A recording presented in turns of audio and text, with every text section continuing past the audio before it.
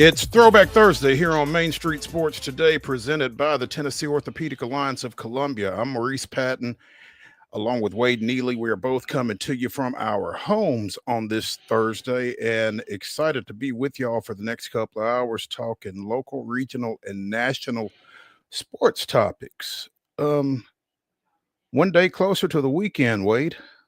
Yeah, man, it is fast approaching, and it has warmed up a little bit, and so the weekend creeping up. Conference championship. But the sad part is, Mo, we only got 3 football games left, so I try and always put this week in perspective and just savor every moment because it can also be a little depressing in that regard as well.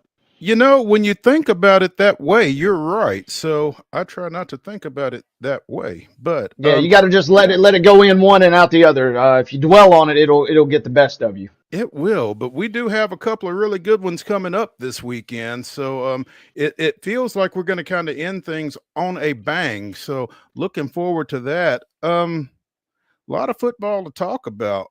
A lot of a lot of hockey to talk about all of a sudden. Hoops.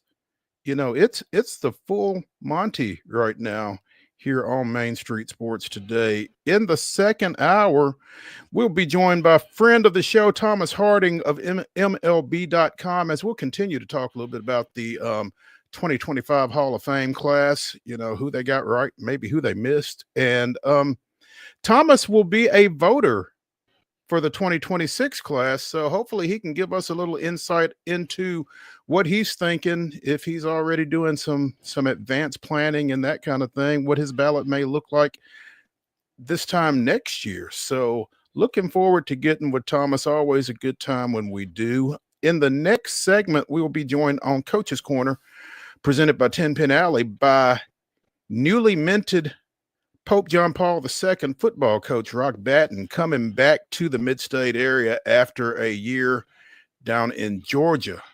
A former Ensworth and Battleground Academy coach, former Vanderbilt football player. So looking forward to checking in with him again on Coach's Corner. We'll also be giving out some weekly awards during the next segment. We'll be talking some basketball, men's and women's, and one game that was set to take place tonight that a lot of folks will be disappointed to learn it is not.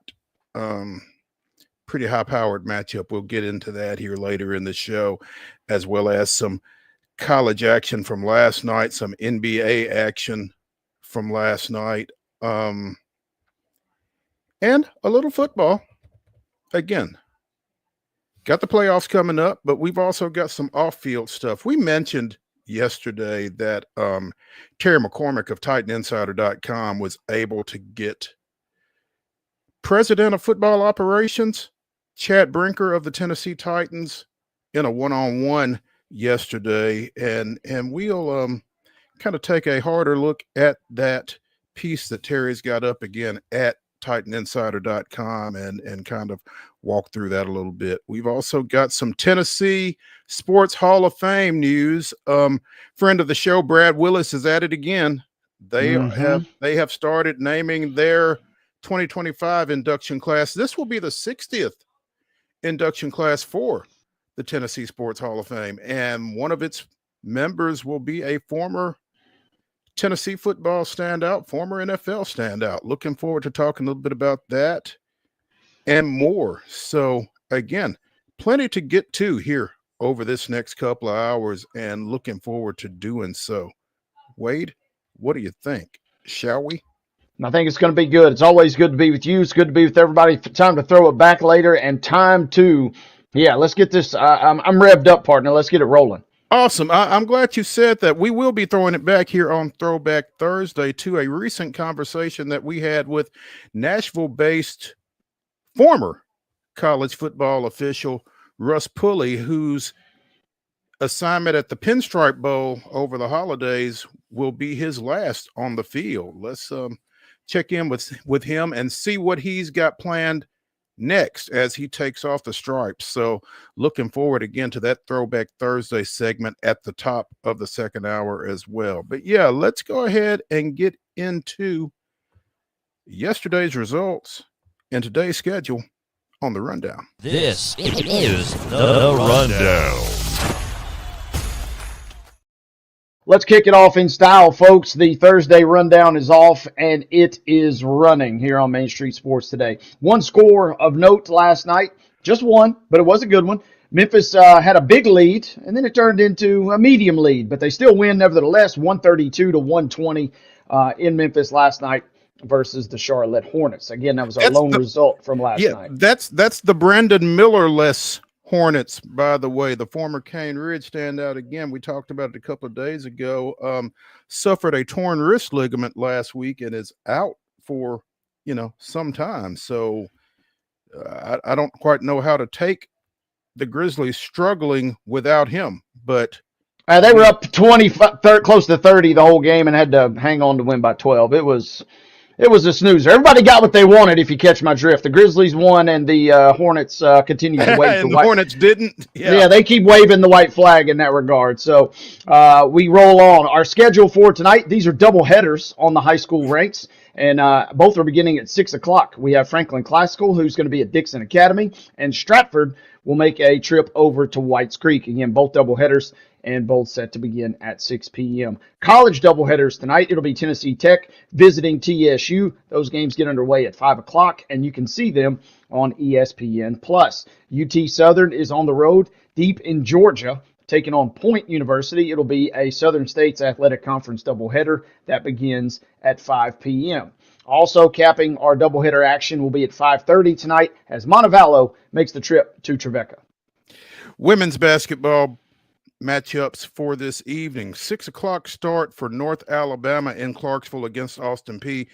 You can see that one on ESPN Plus, as you can see Central Arkansas at Allen Arena against Lipscomb at 6. 6:30 also on ESPN Plus. You've got Arkansas at Vanderbilt, and you've got Sam Houston over at the Glass House taking on the Lady Raiders of MTSU. Again, both of those are 6:30 starts. Both of them can be seen on ESPN Plus. At 7 on ESPN, number 17 Tennessee goes to number 7 Texas in Southeastern Conference play. Again, that's a 7 o'clock tip. It's on ESPN. Men's basketball matchups for tonight. 6 o'clock, ESPN Plus, Lipscomb going down to Florence, taking on North Alabama. 6:30, Middle Tennessee State did make it out to Huntsville, Texas. They will take on Sam Houston State.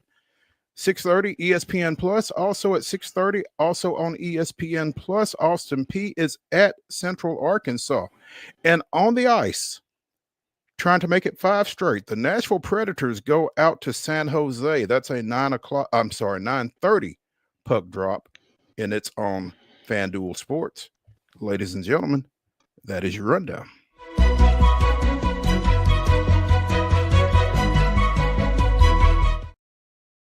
Your top story brought to you, as always, by the fine folks over at Piggly Wiggly in Neely's Mill in Columbia. Be sure and check out their delicious daily deli lunch options available from 11 a.m. until 6 p.m. Also, their hand-cut meats and everything is cost plus 10% at the cash register. Piggly Wiggly, Neely's Mill, Columbia, bringing you our top story. And as we just mentioned, literally, the Nashville Predators wrapped up their 5-game homestand by going 4-1, winning the last 4 straight, longest winning streak of the season. And now they take on the same team that they defeated for that 4th straight victory, going out to San Jose, the Shark Tank. Wade, what are your thoughts about playing a team back-to-back, especially the way they beat San Jose here at Bridgestone on Tuesday night? My thoughts are it's going to take a lot for this to change over the course of the season for Nashville. I go into every game with 0 expectations. They can win versus anybody. They can straight up lose to anybody, and they were very close to losing to a bad San Jose team the other night. All that being said, they do have a little mojo. Obviously, that emotional comeback has got to count for something. And they're 6-2 in the month of January, so they are playing better. And they're taking care of business in that regard. On the flip side, San Jose has lost a lot of games this month. They've lost 3 out of their 10 they've played, or excuse me, they've only won 3 out of 10. So, I mean, they're not great. Nashville's not great. I really don't know what to expect. I do know what little fan enthusiasm maybe was still lingering for San Jose, they might rally behind the guys tonight because of the way that the game played out in Nashville a couple nights ago. Again, Nashville down 5-1 on its home ice early in the second. They come back and they score 6 unanswered, including an empty netter by Philip Forsberg that extended his streak of games with a goal to 6. So he'll be trying to make that 7 tonight. First 4-goal comeback in the history of the Predators.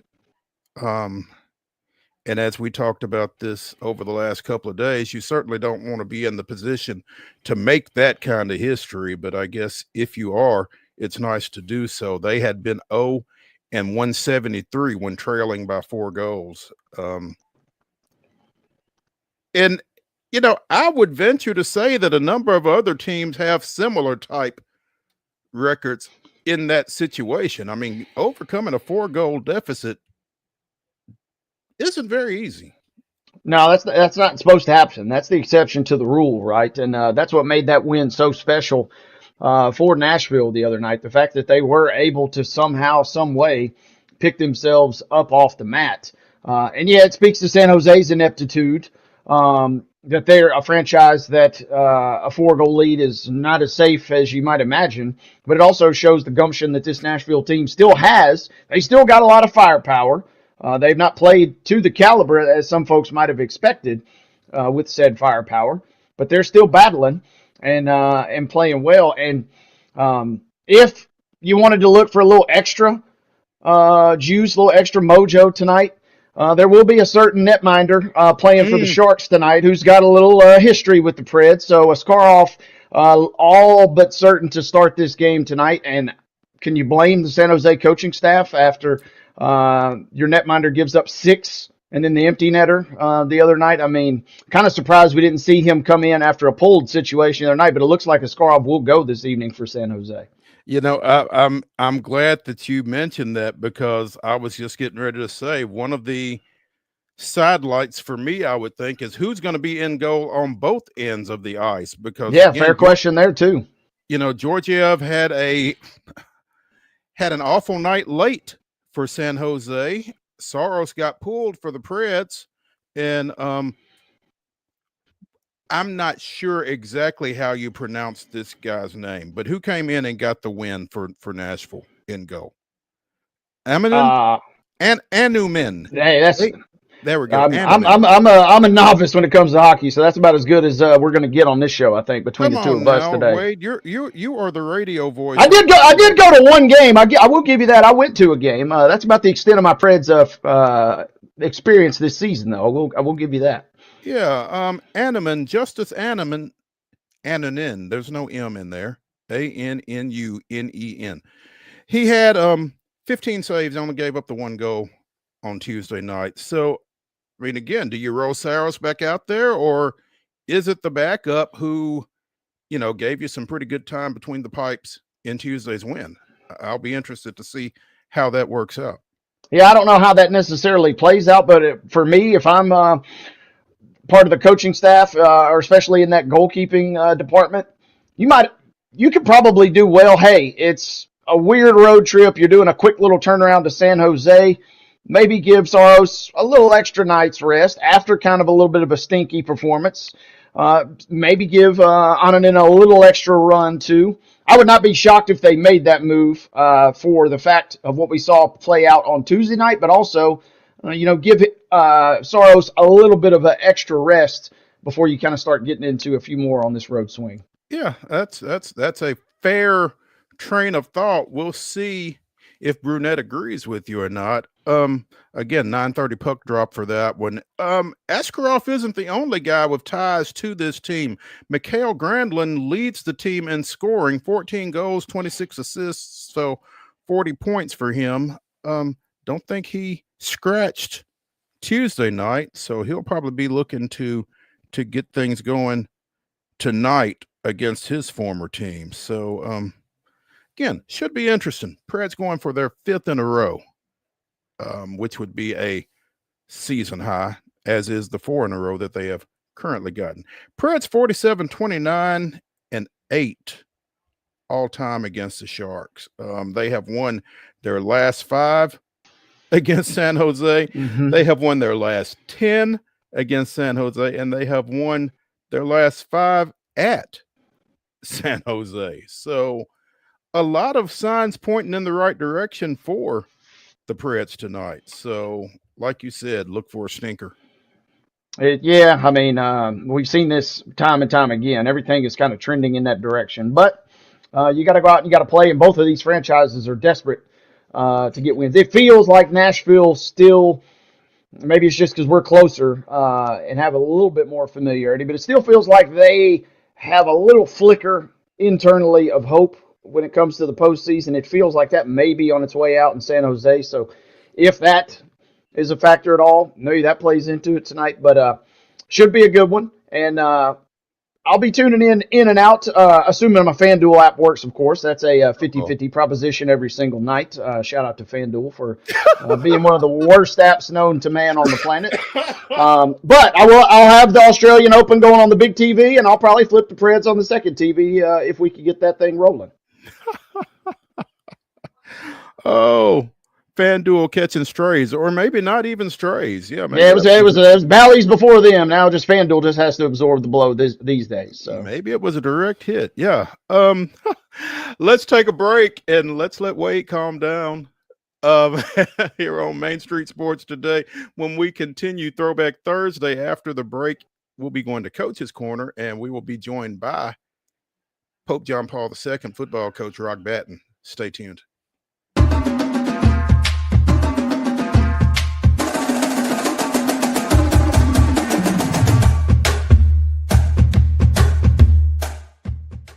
Whether you're an athlete or a weekend warrior, when it comes to your performance, don't settle for anything less than excellence. We're proud to announce that Mid-Tennessee Bone and Joint Clinic is now Tennessee Orthopedic Alliance of Columbia, where we are redefining sports medicine and orthopedics. Tennessee Orthopedic Alliance's team of expert sports medicine physicians understands the unique demands of your body. TOA Columbia specializes in personalized orthopedic care, offering state-of-the-art treatments for everything from sports injuries to joint replacements. Learn more at toacolumbia.com. Step into the Lionel retail store at Opry Mills, Nashville, and you'll be captivated by all the magic of the 123-year history of Lionel trains. Whether you're already a train enthusiast or just getting started, Lionel will energize your love for trains. NASCAR fan? Come check out your local Lionel station to learn all there is to know about model trains and die-cast NASCAR collectibles. Visit nashville.lionel.com or call 615-455-9399.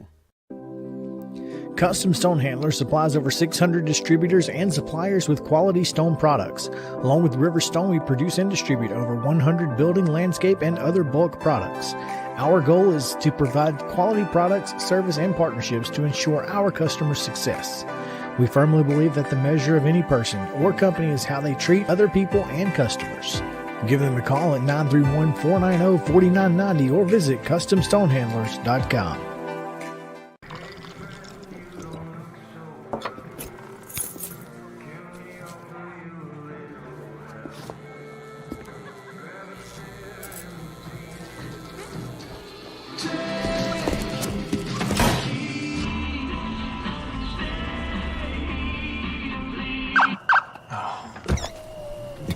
You're seeing the signs too, right? What signs?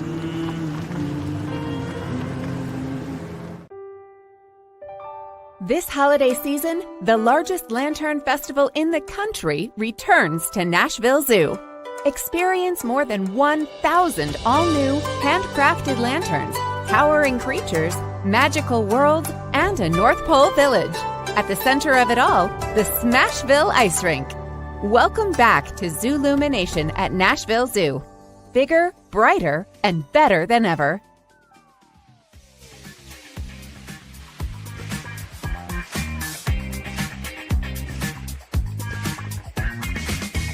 Throwback Thursday continues here on Main Street Sports Today, presented by the Tennessee Orthopedic Alliance of Columbia. I'm Maurice Patton.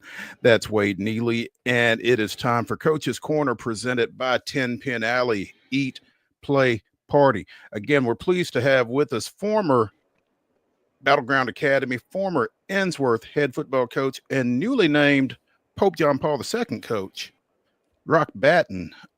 Coach, thanks for taking some time with us this afternoon. Thank you guys for having me on. I'm excited to be on and excited to return to Tennessee, man. I'm so thrilled. Crank it up, baby.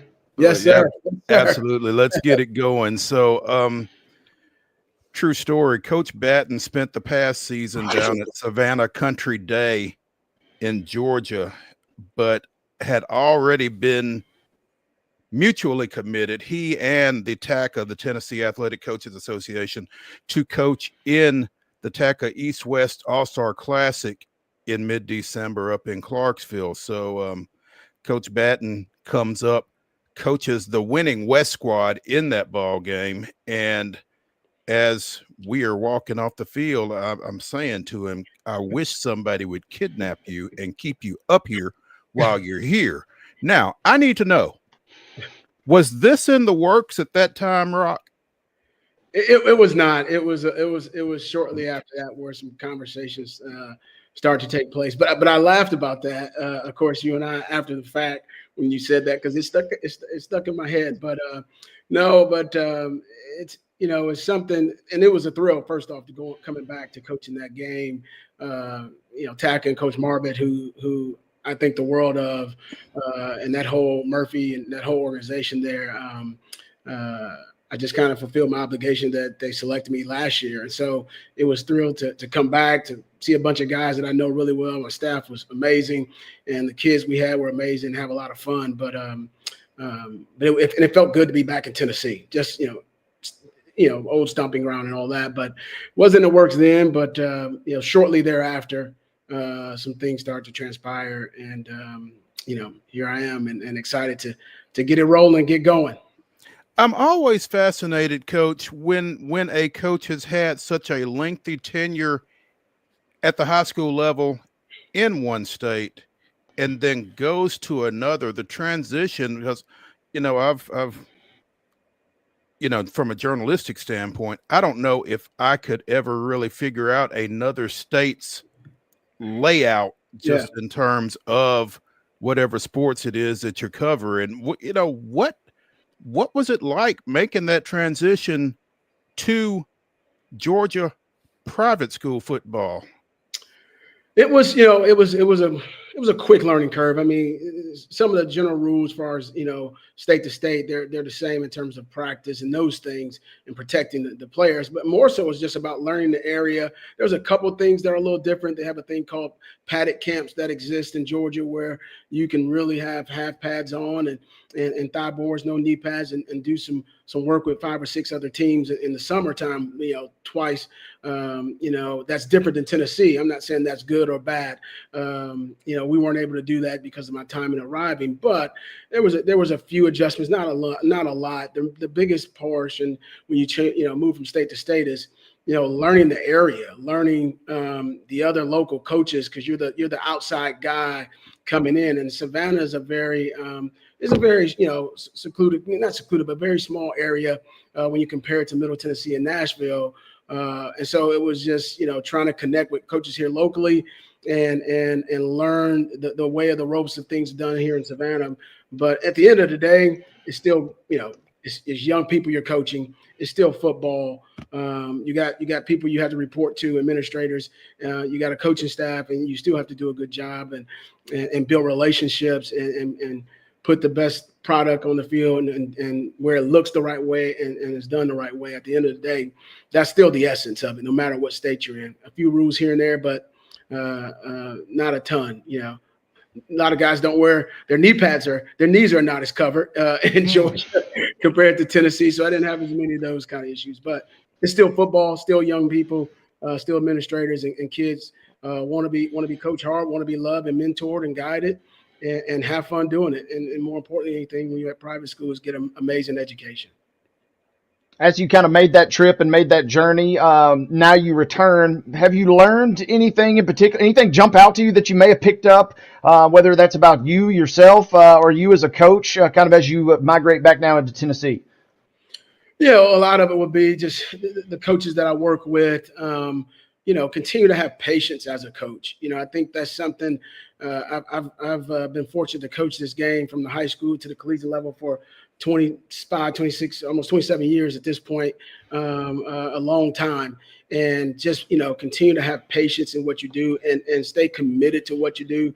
I mean, we had a transition here. So, when you're a new coach coming from out of state, coaching a new team, not only just a buy-in, because these kids in the community don't know who I am and all those things, just getting people to buy in consistently. And when there's rough times, making sure you stay the course if you, if that's the right thing. And we did. And by the end of the season, we were playing really good football. Early in the season, we struggled a little bit, but I think part of it is just, be committed to what you're doing, have a great plan of what you're doing, and see the plan out. If there's needs to adjust, but when, stay the course if you feel like it's going the right way, even though when you're hitting some rocky times and going through some adversity a little bit. Emotionally, what was it like coming back for you to obviously such a familiarity? Is it a sense of anxiousness, nervousness, excitement, relief? Kind of just walk us through your range of emotions during this. No, it's excitement. The other ones, I'm excited. I'm thrilled. One, I'm thrilled about returning to Tennessee and, my connections and people there, and my wife, my in-laws are there. They moved from California almost 7-8 years ago. So that was hard leaving them, but getting back close to them. But more so, I'm excited about JP2. This is an amazing place, amazing school with, some of the things that attract me to is outstanding leadership. It's in a great part of town, a growing area that is booming right now. It's Christ-centered, and so I am excited. I am ready to hit the ground running. I have to clear up some couple things here and ready to get to work. And was there last week meeting with students and administrators and getting to know some faculty and people on campus. But I'm excited. I'm so excited for this opportunity and thankful for Dr. Chittle.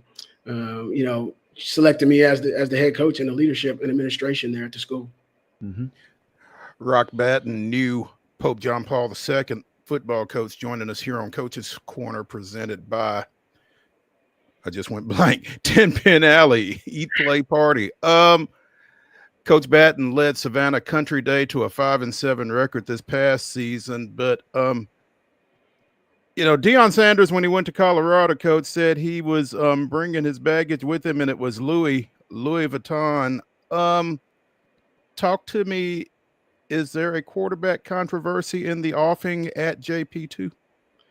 No quarterback controversy. Obviously, my son he played here at Country Day and had a really good year, made all region, and we got a good quarterback there. I'm all about competition. Competition makes teams better.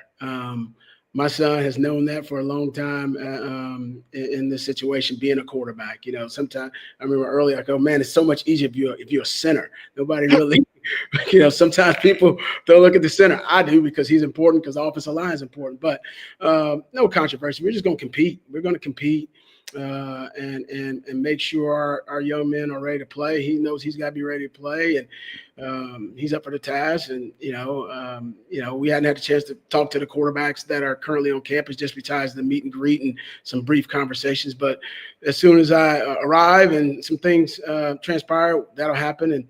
And Isaiah will be joining, the school as well, and so will my daughter Michaela. But we're just gonna work and have kids compete. Competition across the board makes every team better. Isaiah will be a senior this fall at JP2. Hudson Holman threw for 1,800 yards, 21 touchdowns as a sophomore this past fall. That was his second season as a starter, so he started as a freshman. So regardless, it seems like you're going to have some talent at that position, and certainly that's a great place to start. Yeah. No, it's exciting when you have that position. You look at college football, high school football, and obviously the pro football. If you have a person at the quarterback position who's going to touch the ball more than anyone else on the field, that's efficient, that can protect the football, that can make plays, in the air with the feet and lead, not only just the physical attributes, but be able to lead where people believe in them. You got a chance, you have a chance every Friday night to win a football game. And so that position is always critical for me, and looking to, like I said, to get after it and get our guys ready and have them compete and go out there on Friday night and get it done. What was it that was attractive about JP2 for you, Rock, from the standpoint, they've been, I think they were 15-19 the past 3 seasons with Brian Sneed, whose departure opened this up, obviously. But what did you like? What do you like about that situation, and to pull you back? No, like I said, one, it's in the private school league in Division II, AA, which I'm very familiar with, from my early time, and obviously in coaching. And it's a school with, that's Christ-centered, which is important to me. I mean, some people don't know, even being a kid from Detroit, I spent 12 years of my life at Catholic schools from first grade through 12th grade in Detroit. So I'm very familiar with just the process being at a Catholic school. And so having a school that's Christ-centered is important to me. I think it has great leadership. Our new president of the school, Dr. Eric Chittle, is, I think, amazing, is a visionary, very passionate, and our principal, Jennifer Dye. So I'm excited about that piece, being able to work with great leadership and great support that want to do it right and still keep academics and Christ as a big piece of who we are, but also build a football program that resembles that, but are tough and physical and does it with great integrity and character on Friday night, and also just the area itself. Like I said, Hendersonville is a great area, and really all Sumner County. It's a unique location in terms of part of Middle Tennessee, and a lot of great families in that area. And we want to continue to attract some of those families to JP2. But I think it has a great combination of athletics, academics, strong academics.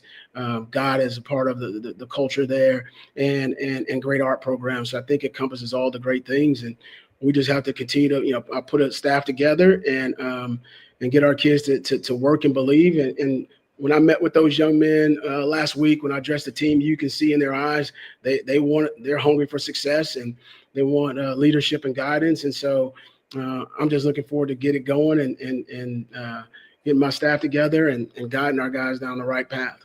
As you kind of talk about that, Coach, what are the next few little steps? Obviously, everybody's kind of foaming at the mouth, ready to get on the field right now, safe to say. But what's in the short term for you? What are some short-term goals? Short term for me is, like I said, finalizing my staff, getting all those pieces together on my staff first and foremost, and then getting to town. Trying to make a move mid-year is not ideal, but it's necessary. And try to get to town and build relationships. I think that's so critical for what we want to accomplish. There's some guys on the staff that's there that I'm very familiar with, Philip Montgomery being one of them. So get some things going in the weight room, get guys moving and get guys training. We have a lot of guys participating in other sports, but those that are not participating, how we can get those guys moving and working. But really trying to get to town as soon as I can. And I'm anticipating hopefully here, mid-February, at the latest, as far as me getting to town and start connecting with the young people in the building and get my staff on campus and start putting the things together that we want to accomplish with the program. Are you snowed in at the moment, Coach? Give us an update there. I am snowed in. It's in Savannah. It's been, I think, 7 or 8 years since the snow and ice hit this way. I mean, we had ice and we've been out since Wednesday. Yesterday, we're out today. We're going to be out tomorrow. Just got a email from our administration here that we're going to be out. So it's allowed me to get some things done. But yeah, we're snowed in Savannah with ice. I think all of a lot of the Southeast, Atlanta, going through Alabama, and of course the Panhandle, in Pensacola and Destin. My daughter goes to school in Tampa, and she was complaining it was 25 degrees. So it is a little different from what people used to. For me, this is normal. Being a Detroit guy and living in Nashville as long as I have, I'm used to this. But yeah, we're out these next couple of days, and so. But yeah, like I said, looking forward to getting to Nashville and Hendersonville and get myself settled in.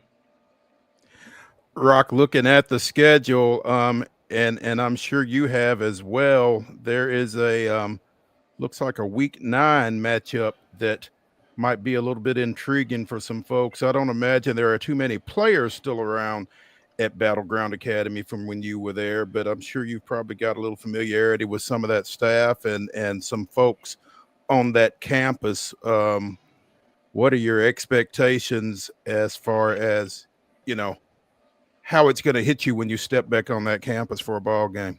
Yeah, that was the first, my first head job opportunity was at BGA. I mean, that'll be an exciting night. Obviously, I know a lot of administrators and teachers and people who I consider good friends of mine. Obviously, I've known Bobby from his recruiting days in college, and so I'm very familiar with the program and the great things they've done. Cheered them on this year from afar. Like I said, some good people there. But for me, it'll be another game. For me, my focus is our team, our guys, and working ourselves towards belt buckle. I'm a process-oriented guy. I'm a step-by-step guy. Those type of games are on the schedule, but there's so many more on the schedule that all matters, especially when you start talking region play and seedings and playoffs and those things. But for me, it'll start with belt buckle at Webb to try to start the season off the right way. And there's a lot of steps we must take as a football program and as a coaching staff to get our young men prepared for that, that Friday night, that first one. And we'll get to week 9 when we get to week 9. Fascinating schedule, because after that game at Webb, you go over to Cross Plains and take on a perennially tough East Robertson squad. Come back home for your opener against D2A state runner-up, stepping up to D2AA this year, Columbia Academy. And after that BGA game, you've got Columbia Central at your place. I'm particularly fascinated about that game, Coach. How did that come about? Or were you involved in scheduling at all? No, the schedule was set before I Okay. did the job.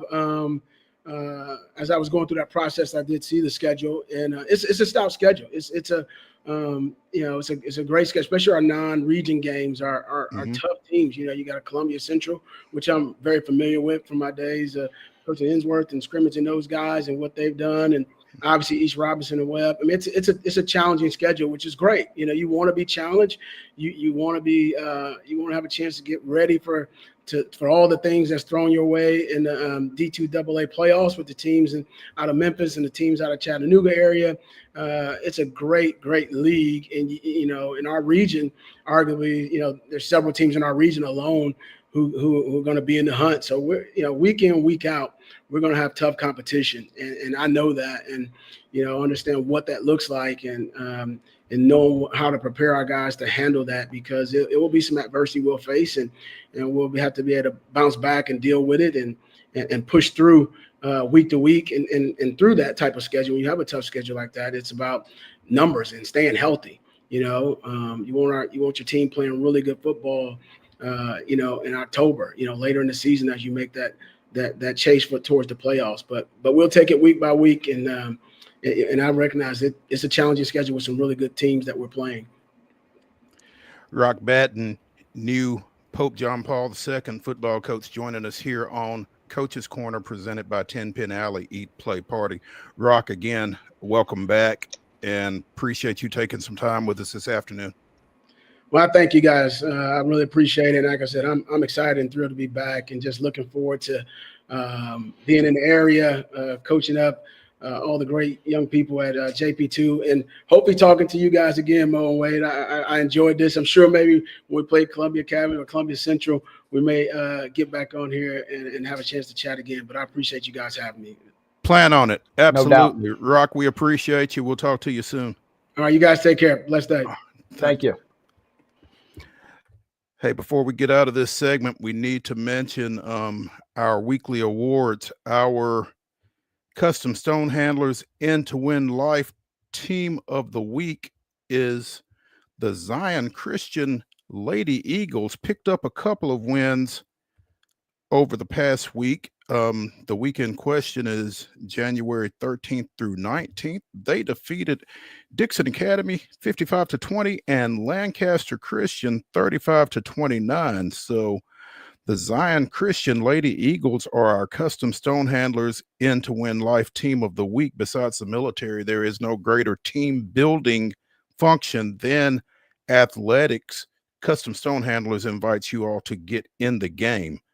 So again, Zion Christian's Lady Eagles are our custom stone handlers in to win life team of the week. And our athlete of the week is Independence's Aaliyah Fleming. The senior guard averaged 15.5 points in a pair of victories as Independence went 1-1, but the one win was a big one as they defeated Summit, crosstown rival Summit. She scored 10 of 10 from the free throw line. So Aaliyah Fleming is our Tennessee Orthopedic Alliance of Columbia athlete of the week. Congratulations to her. And again, to the Zion Christian Lady Eagles, our custom stone handlers in to win life team of the week. Let's take a break here on Main Street Sports Today, presented by TOA of Columbia. When we come back, we will be talking a little hoops. Stick around.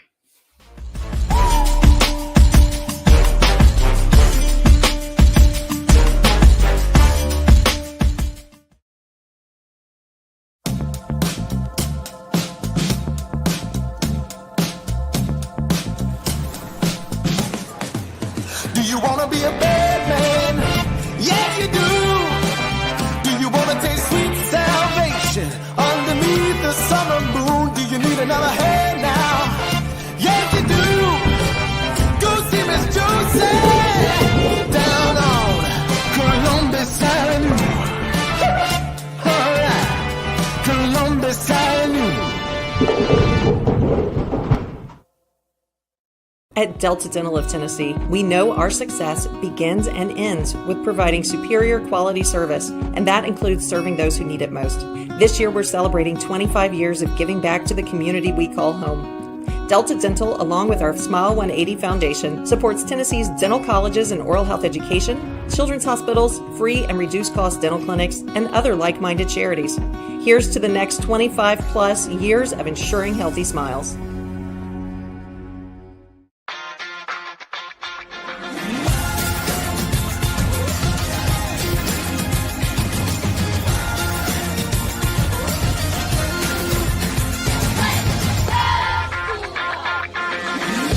Whether you're an athlete or a weekend warrior, when it comes to your performance, don't settle for anything less than excellence.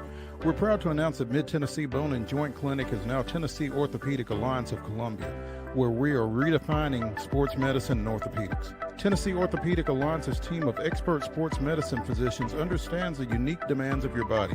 TOA Columbia specializes in personalized orthopedic care, offering state-of-the-art treatments for everything from sports injuries to joint replacements. Learn more at toacolumbia.com.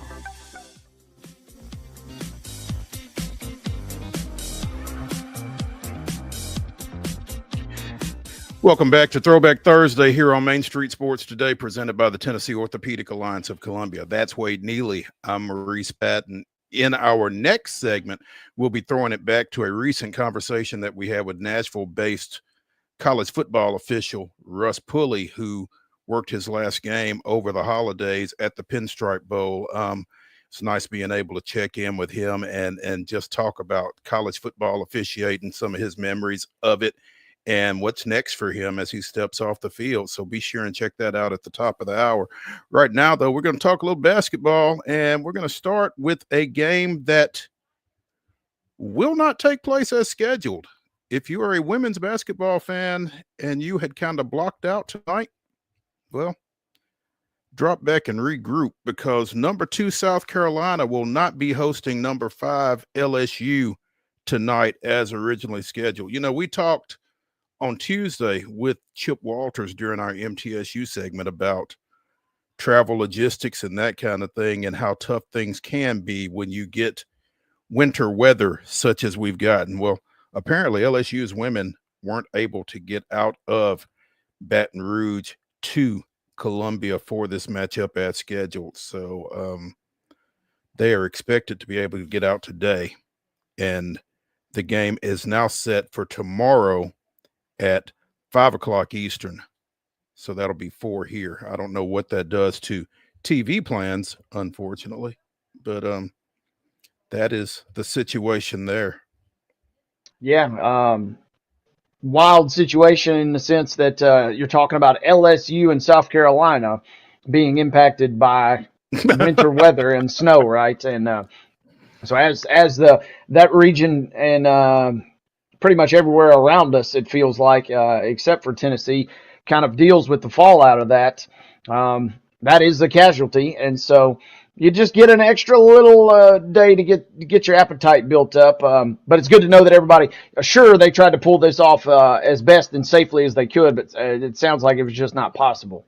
Yeah, and it's unfortunate. Again, South Carolina's 18-1. Their only loss is to UCLA. LSU still unbeaten at, I think, 20-0 coming into this one. So it's going to be a high-powered matchup whenever they do finally get to play it, and I feel like there's going to be a lot of eyes on it. So and a special start time at 4 tomorrow. It'll still be on ESPN, but it's at 4 o'clock. So the way I understand it, that's the only top 25 game. So in a weird way, you get even more shine tomorrow, even though they did have to bump it back a night. yeah, I mean, you wind up kind of being the only game in town to some degree. So yeah, that's going to be a barn burner whenever they do play it. So 4 o'clock Central Time tomorrow, number 5 LSU at number 2 South Carolina. Meanwhile, as we mentioned in the rundown, Arkansas comes to Memorial Gym taking on a Vanderbilt Commodore women's team that just defeated Tennessee on Sunday. So they got a little momentum going as the Razorbacks and Mike Neighbors come into town. Yeah, good little slate tonight in SEC women's action. And Vanderbilt will be kind of right back in the thick of things. We're going to repeat ourselves a lot, I feel like, over the course of this season, but you can't afford to have any off nights. You can't afford to take anybody for granted. Vegas seems to think Vanderbilt can take it for granted. They're favored by 23.5 in tonight's game, but trust me, you do not want to take, when you're a team that's living on the edge, like the Vanderbilt women and the men are, you have to be at your absolute best every single night. You can't afford to overlook the Razorbacks coming in. You know, Vanderbilt 15-4 coming into this matchup. Arkansas is 8-12, but I'm going to tell you again, Mike Neighbors has been doing this for a long time, and Arkansas may be, if not the best team, certainly the best coached 8-12 team out there. And to your point, I don't think Shea Ralph and her bunch will be taking them lightly as they come in tonight. But at the same time, particularly being at home, this is a game that Vanderbilt kind of needs to win in terms of upward mobility in the Southeastern Conference. The other game of particular local interest, again, Tennessee 15-2, number 17 in the country, goes to 18-2, number 7 Texas tonight. That game can be seen on ESPN.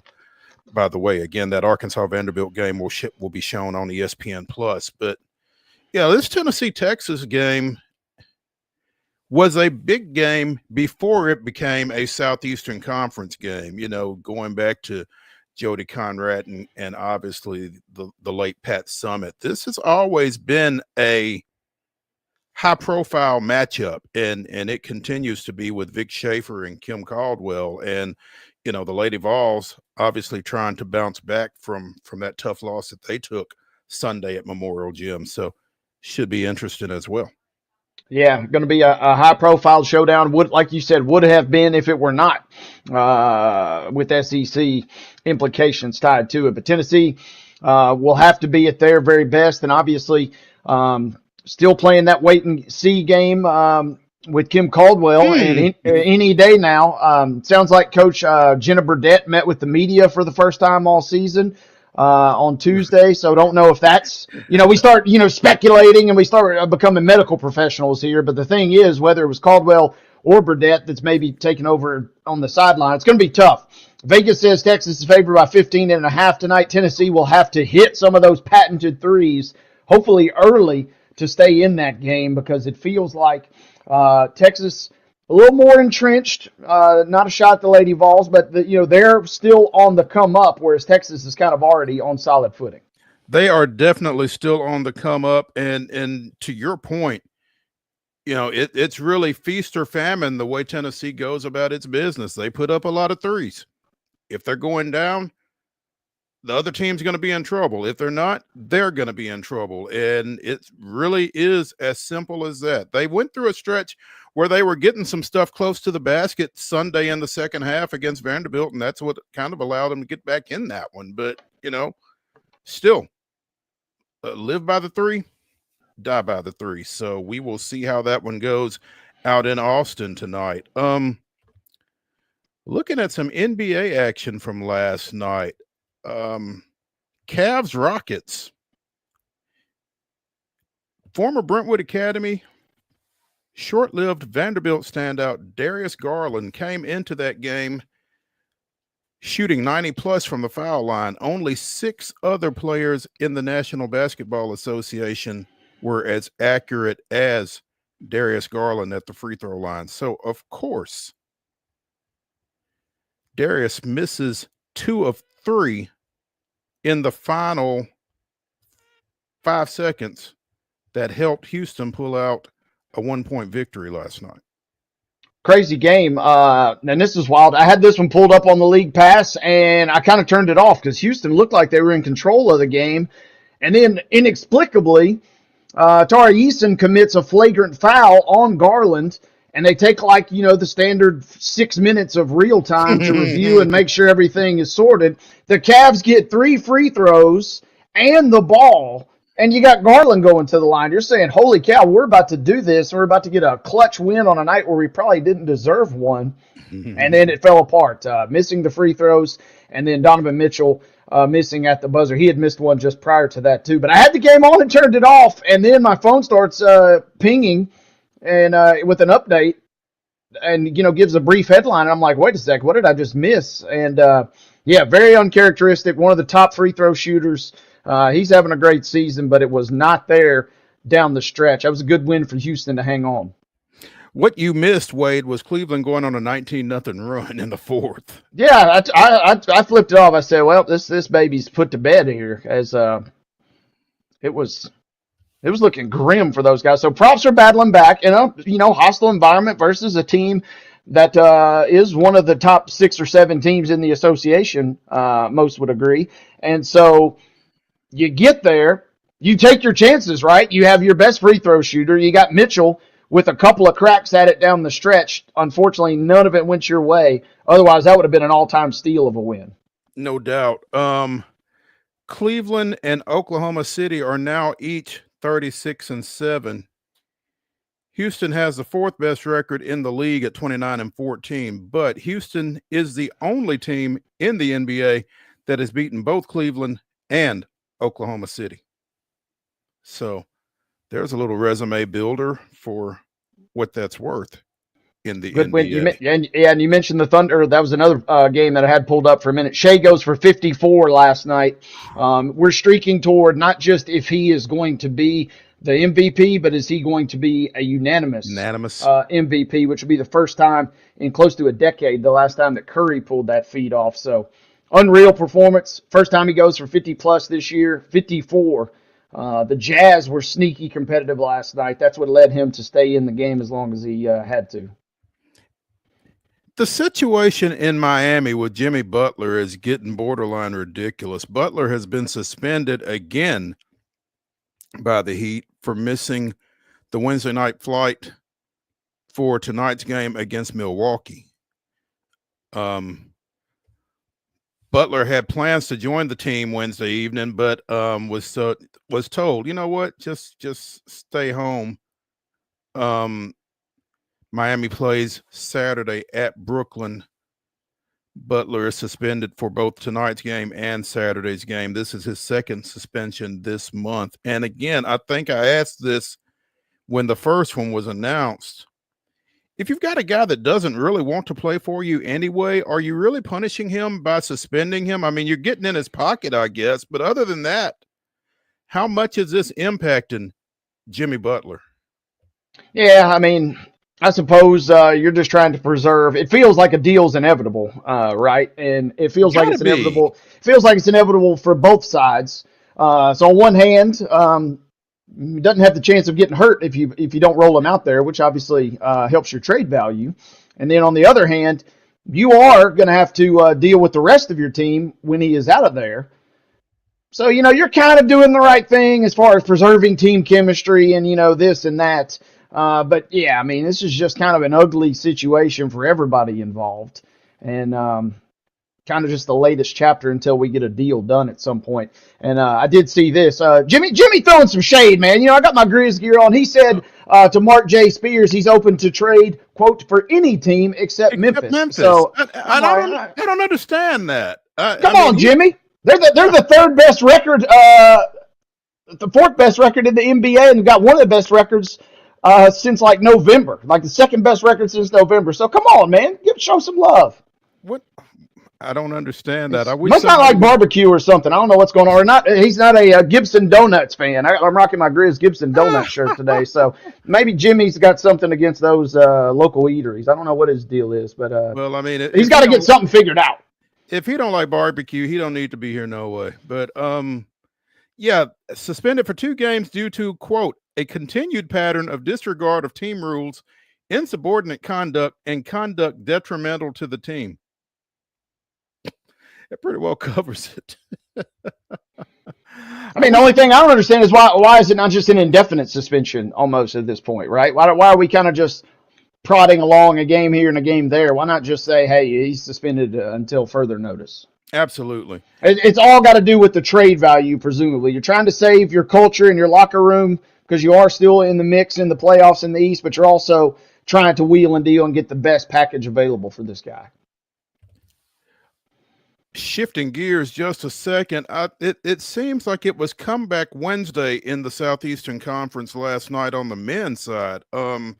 As Arkansas finally gets off the schneid, coming back from 15 points down at home to defeat Georgia 68-65. That was their first win in FCC play under John Calipari.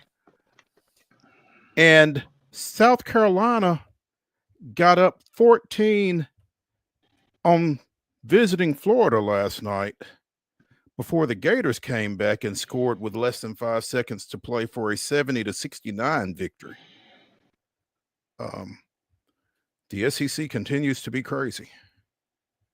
Yeah, going to see wild results like this all season long, and we're going to see some teams battling right to the cusp. I mean, if you're South Carolina, that's one you're already seeing the season kind of be slowly taken from you and kind of the life sucked out of you. But, man, that's one that it would be close. It could be a galvanizing win, and instead, man, it is a bitter loss. Would have given you a top 5 victory right there at home. No doubt. With that loss, South Carolina falls to 0-6 in conference action. And again, with Arkansas's win, the Gamecocks are the only winless team in the SEC at this point. So that would have been a nice one to have and a nice feather in their cap, a nice scalp on the wall, that kind of thing. And when you get up 14, you'd like to think you could close that thing out, especially at home. Yeah, that's the demoralizing part. You have the perfect situation. You're up double digits. You're at home. You got a top 5 team. But also on that hand, you have to, put the final nail in the coffin to get everybody in this league nailed down, and whether they're top 5 or not. And it was crazy. To your point, all 3 games were wild last night. That was a 1-point game. Arkansas wins by 3. Texas A&M sneaks out a 1-point win. Every game was a nail-biter last night in that league, and it feels like that's going to be the trend for the rest of the season. Right.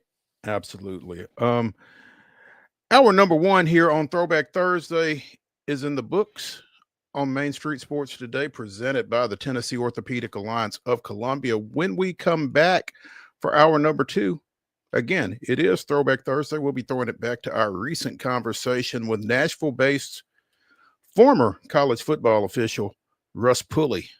Stick around.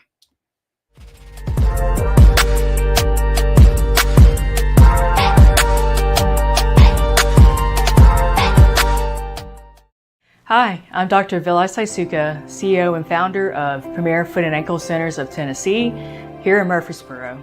We offer foot and ankle care from ingrown toenails to diabetic foot wounds. We also fix ankle fractures and things like that.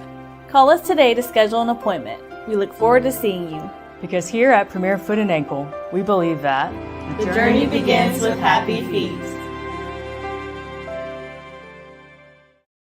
Whether you're an athlete or a weekend warrior, when it comes to your performance, don't settle for anything less than excellence.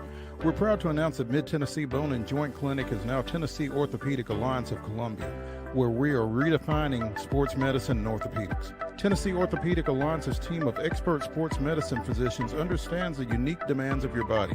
TOA Columbia specializes in personalized orthopedic care, offering state-of-the-art treatments for everything from sports injuries to joint replacements. Learn more at toacolumbia.com.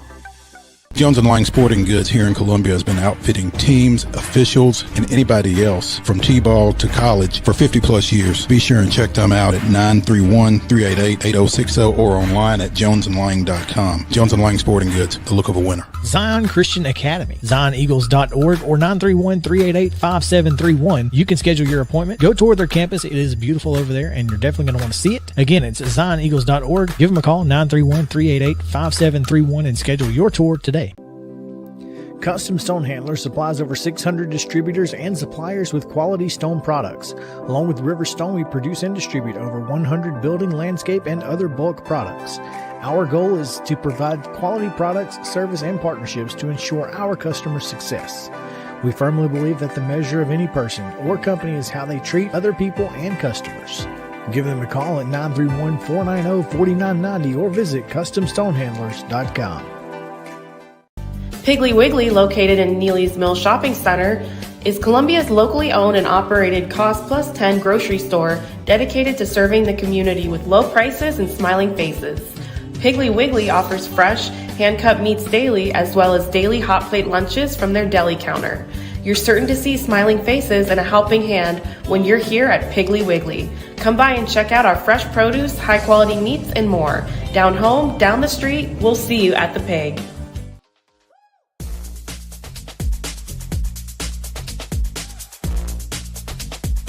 Always great when we can catch up with a guy like our next guest, Russ Pulley, Nashville-based Southeastern Conference football official, among other things, joining us here, sporting his Preds gear as yeah. Hope springs eternal, man. You're a brave man, but Russ Pulley joining us here. Russ, we appreciate you taking some time with us, and just my pleasure, Maurice. Yeah, I wanted to reach out to you because it became, it was announced, I guess, during the Pinstripe Bowl this weekend that was your last game as a college football official, and I thought, you know what? We've never had Russ Pulley on the show.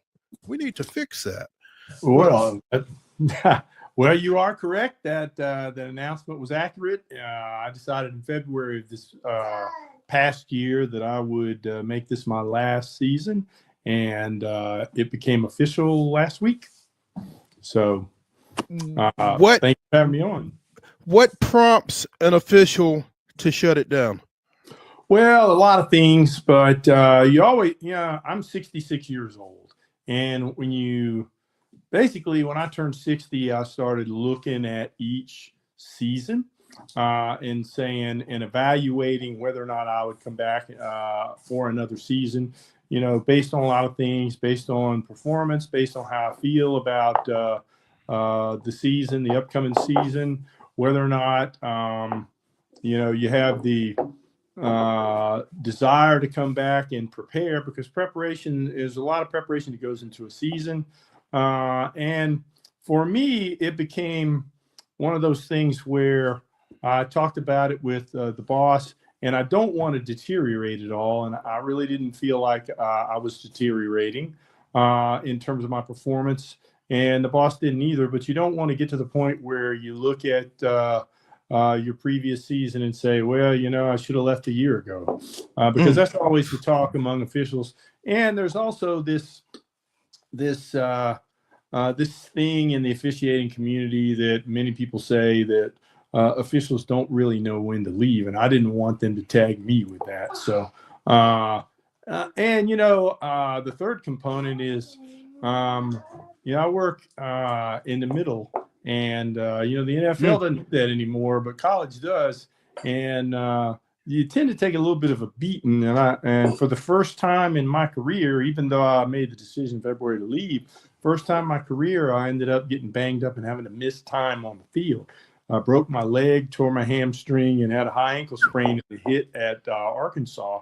And so I was out for 4 weeks, and fortunately able to come back and work the last 2 games in the bowl season. But that's always a concern of mine when, how much longer can I call it cheating death in there.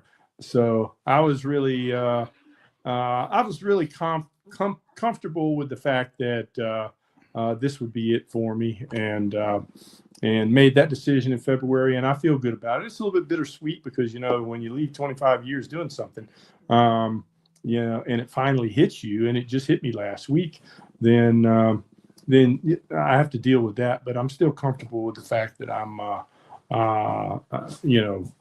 happy with the career and happy to be retiring, and also happy to let other officials who have been working hard to get in the Southeastern Conference. This creates a spot for somebody else as well.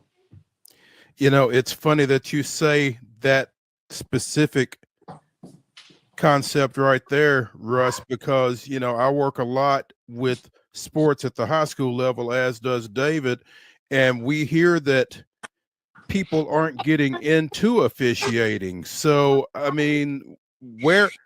I got my little grandbaby over there.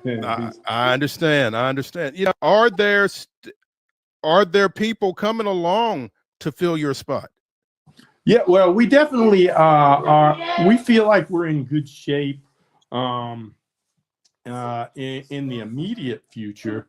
But you bring up a good point, because we need to we need to really work hard to fill the pipeline, and in some ways that is we're struggling with that at the high school level, and as we develop them moving on forward, because there really is you have to have so many agencies linked together and so many different organizations working together to get people from the beginning of an officiating career to our level into the NFL level. And there is no real organized way to go about doing that right now. So we really rely upon others who rely upon others who rely upon others to really get people in the pipeline. And I think there's a lot of steps missed along the way. For example, where we get officials, what kind of person makes a good official? Those things are often a little bit, it's an inexact science. So, but we do need, for example, ex-players tend to really understand, have a feel for the game that others don't have. So that's a really good starting point for people. So we need to really market ourselves better to ex-players than we're doing. Russ, as members of the sports media, as fans, there's nothing like Saturdays in college football and the atmosphere and the pageantry that comes with college football, and particularly, the SEC. You've got to live that the last 25 years. What's that like? Going in some of these SEC environments, and just the crowd, the noise, the pageantry, all that, and kind of rank some of your top atmospheres, if you can recall, from your days on the field. Christian, I'm on the phone. Well, I'll tell you, I've really been fortunate, and if you really look at the last 25 years, I really feel like that's been sort of the golden age of the SEC. Look at what the Southeastern Conference has done. Look at how many different SEC teams have been national champions, and how many times the SEC has been playing in the national championship. That tells you where the best football is. And this is a key right here. In the last Southeastern Conference officiating crew worked the national championship, it was the 2004 season. So in my entire career, I've never had the opportunity to work that game because we don't get it. Why? Because we have teams in it. Right.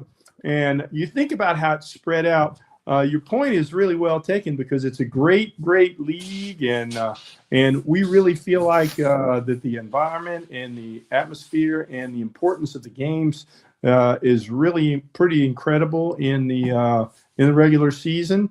So I've been fortunate enough to work those, and it does. There's nothing like a tough, meaningful conference game. When I say that, they're all meaningful, but those where you have, like Alabama and LSU playing, you're going to go to the CFP. Back in the day, it was Tennessee and Florida when I first started. And you work that game with Urban Meyer and Philip Fulmer. Those were really tough games, and you knew when you were in one of those. And then you got the traditional rivalries like Georgia, Auburn, Mississippi State, Ole Miss.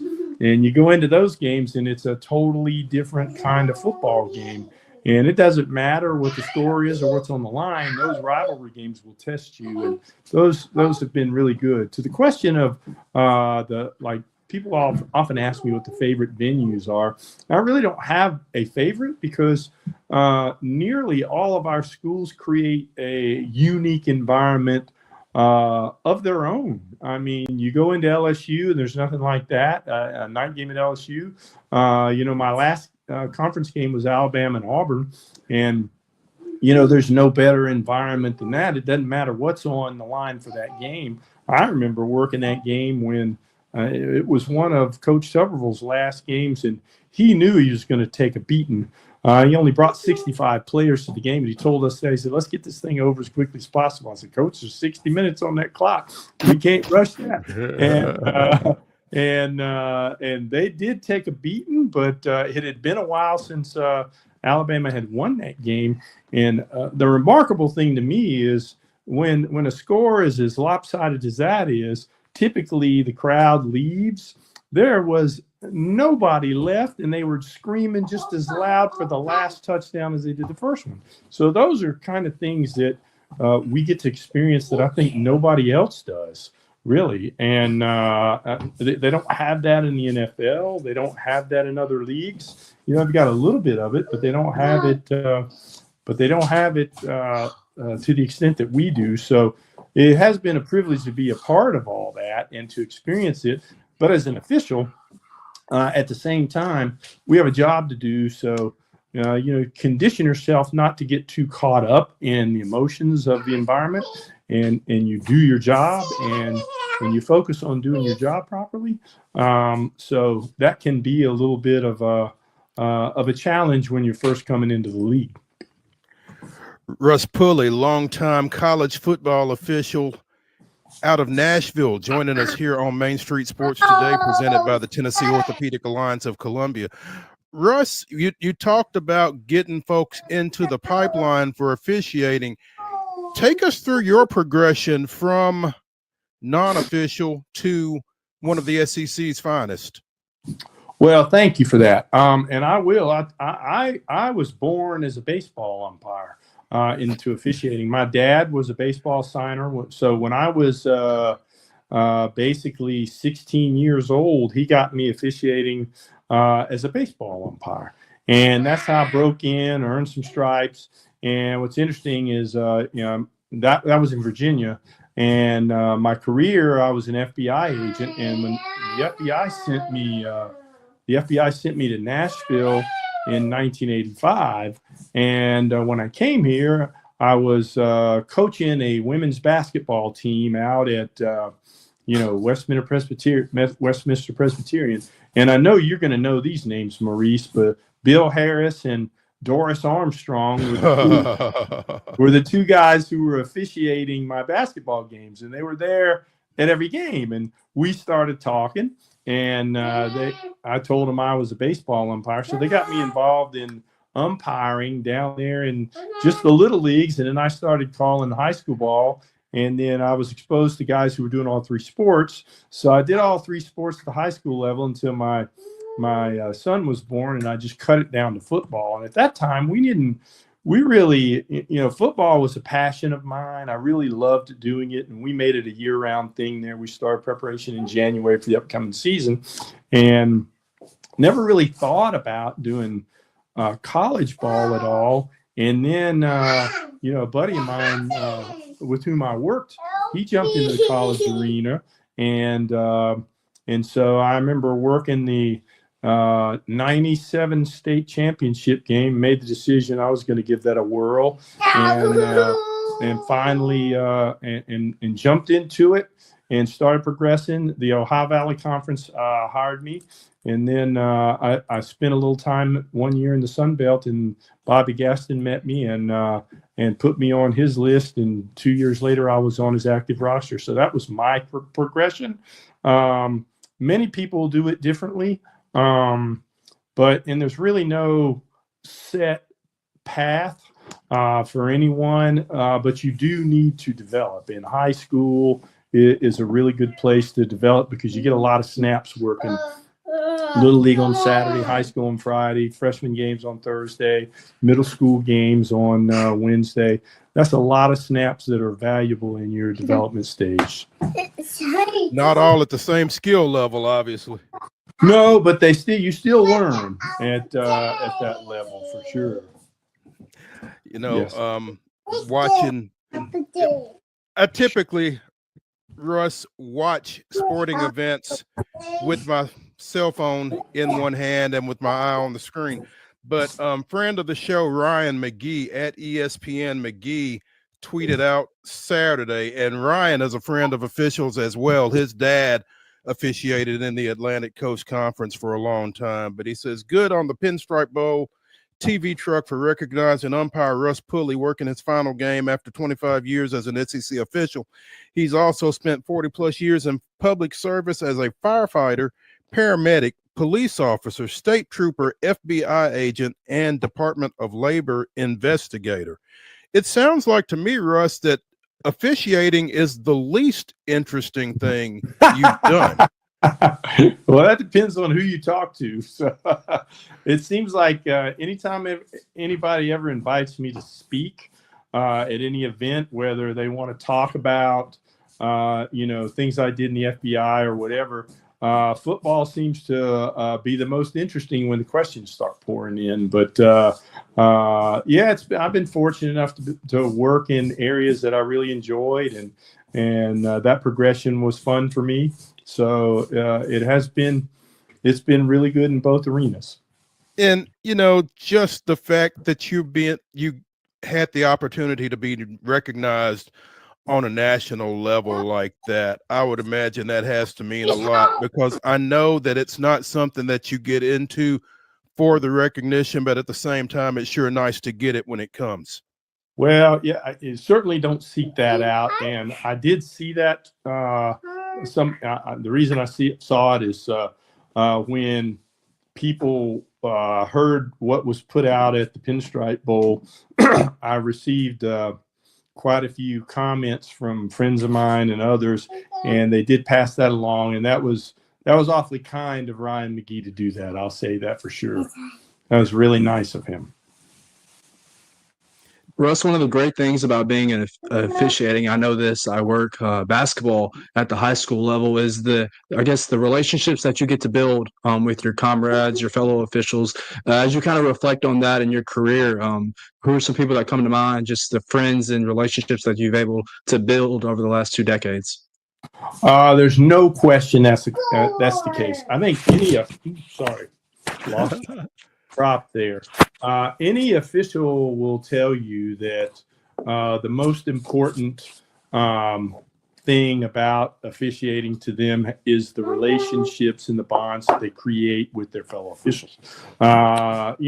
Crews, they tend to be like teams when you play team sports because you really rely upon one another, and there are things you do for one another that are unmatched. You go through thick and you go through thin. I mean, we've been on crews where we had some pretty major misses, and you really sort of you gather around people when that happens. And I've been on crews where we've done really well, and But you really need each other during those times because people who don't do this, and if you've officiated, you understand this, that we don't set out to to do bad things. And when it happens, it really, we're mortified by it. I mean, nobody really hurts any worse than the officiating community when we do something that's wrong. So having your comrades around is definitely helpful. But you're right. There's a lot of relationships that I cherish. And fortunately for me, I've had really good relationships with coaches and really good relationships with players. Do you remember a miss? Is there a miss that sticks out for you? Yeah, I remember a lot of them. I was on the crew that we took a down away from Penn State. You might remember that a couple of years ago. Auburn and Penn State, and I can walk you through the whole series of events that led up to it. But the bottom line is they punted on third down, and so when we got off the field and realized that happened, it's like, well, oops. So it ended up being a good experience for us because I gathered, I was a veteran official at that point in time, and I gathered the troops together and said, boys, we're going to poke our chests out. We're going to take this like men, and we're not going to run from this like some do. And so we really did. We got our little suspension letter, and we got the 2 words catastrophic failure along with that letter. But we're proud of the way we handled ourselves. It was a miss, and you got to own it. So those are probably the two stories of misses. But again, I still remember a lot of them. So we could go on and on. You raise an interesting point there, Russ, because I think a lot of fans may not necessarily realize there are repercussions. Oh yeah, there are repercussions, and we knew they were coming. Because I'm like, you can't lose a down and not expect to get punished for it. And the coordinator, we knew it was coming. We got it. He didn't give us lashes or whatever. He knew we knew it was coming, and he gave it to us. And then we recovered from it, and everybody went on to have a great season beyond that. And it all is in how you handle it. I mean, I don't think anybody, this year, I think you can remember the big misses. And fortunately, I wasn't a part of any of them. But when they happen, and there are repercussions when they happen. It's just that they're not made public. All right. Nashville's Russ Pulley retiring after 25 seasons of Southeastern football officiating.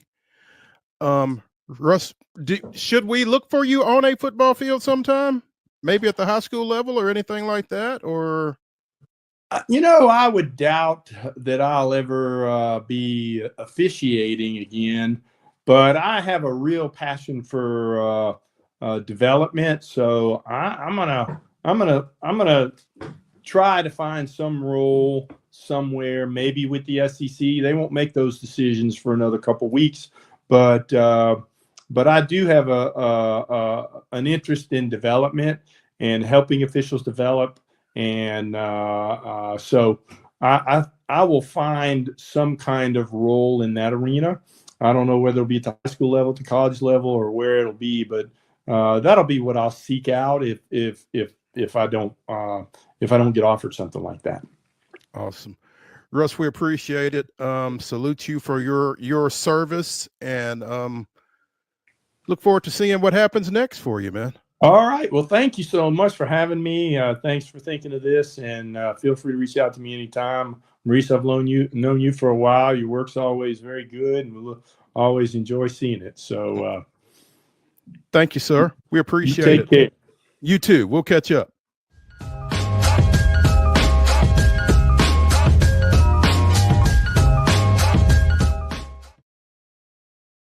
Hi, I'm Riley, a certified physician associate here at Premier Foot and Ankle Centers of Tennessee. We have a couple locations, Murfreesboro, McMinnville, as well as Franklin. We treat people of all ages. We're excited to get you back on your feet and hope we can help you today. Call us today to schedule an appointment. We look forward to seeing you. Because here at Premier Foot and Ankle, we believe that the journey begins with happy feet.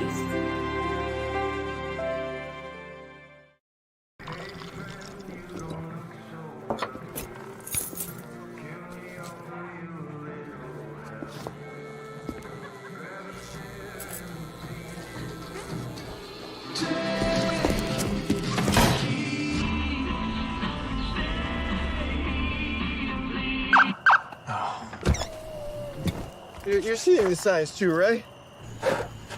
What signs? Whether you're an athlete or a weekend warrior, when it comes to your performance, don't settle for anything less than excellence. We're proud to announce that Mid-Tennessee Bone and Joint Clinic is now Tennessee Orthopedic Alliance of Columbia, where we are redefining sports medicine and orthopedics. Tennessee Orthopedic Alliance's team of expert sports medicine physicians understands the unique demands of your body. TOA Columbia specializes in personalized orthopedic care, offering state-of-the-art treatments for everything from sports injuries to joint replacements. Learn more at toacolumbia.com. Jones & Lang Sporting Goods here in Columbia has been outfitting teams, officials, and anybody else from T-ball to college for 50 plus years. Be sure and check them out at 931-388-8060 or online at jonesandlang.com. Jones & Lang Sporting Goods, the look of a winner. Zion Christian Academy, zioneagles.org or 931-388-5731. You can schedule your appointment. Go tour their campus. It is beautiful over there, and you're definitely going to want to see it. Again, it's zioneagles.org. Give them a call, 931-388-5731, and schedule your tour today. Piggly Wiggly, located in Neely's Mill Shopping Center, is Columbia's locally owned and operated cost plus 10 grocery store dedicated to serving the community with low prices and smiling faces. Piggly Wiggly offers fresh, hand-cut meats daily as well as daily hot plate lunches from their deli counter. You're certain to see smiling faces and a helping hand when you're here at Piggly Wiggly. Come by and check out our fresh produce, high-quality meats, and more. Down home, down the street, we'll see you at the Pig.